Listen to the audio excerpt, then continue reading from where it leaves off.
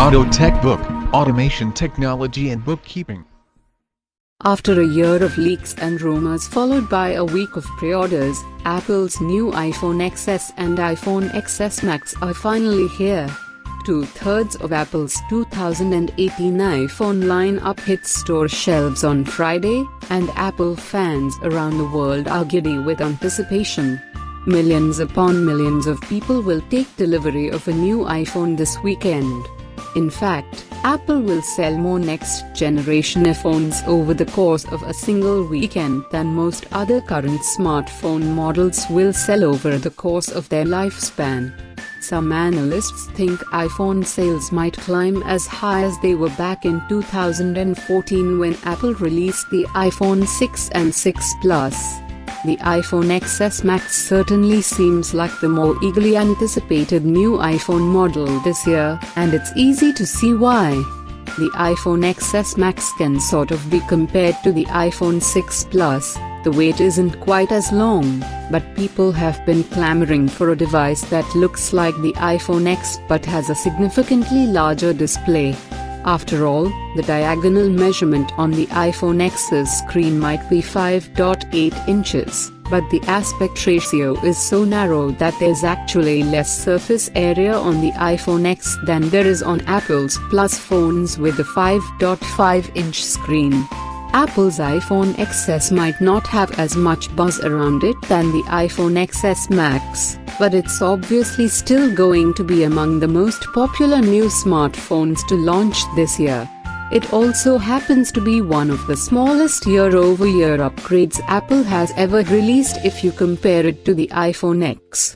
The iPhone XS really isn't meant for iPhone X owners, of course, since Apple models its phones for people who upgrade every 2 years. Even still, it can't hurt to put together a thorough comparison of the iPhone XS and iPhone X, since so many people are arguing over whether or not it's a solid upgrade.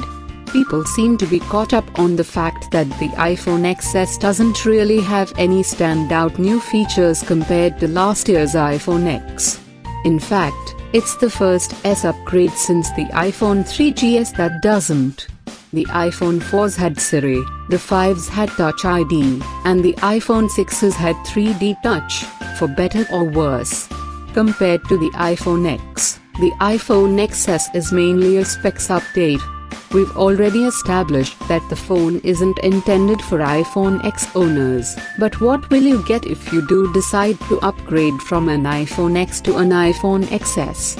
Silver, space gray, and gold color options versus silver and space gray 64GB, 256GB, and 512GB size options versus 64GB and 256GB, 4GB of RAM versus 3GB of RAM. Weight 177 grams versus 174 grams. A12 Bionic chip with next generation neural engine versus A11 Bionic chip with neural engine. Faster Face ID on iPhone XS, faster wireless charging on iPhone XS, 60% more dynamic range on iPhone XS. Display IP68 dust and water resistance versus IP67 dust and water resistance. Portrait mode with advanced bokeh and depth control versus portrait mode. Smart HDR for photos versus auto HDR. Extended dynamic range for video up to 30 fps on iPhone XS. Stereo recording for video on iPhone XS. Cinematic video stabilization for front-facing camera on iPhone XS. 1080p HD video recording at 30 fps or 60 fps versus only 30 fps for front-facing camera. Gigabit class LTE versus LTE advanced NFC express cards with power reserve versus no power reserve. Dual SIM support with eSIM versus single SIM support. iPhone XS battery lasts up to 30 minutes longer than iPhone X.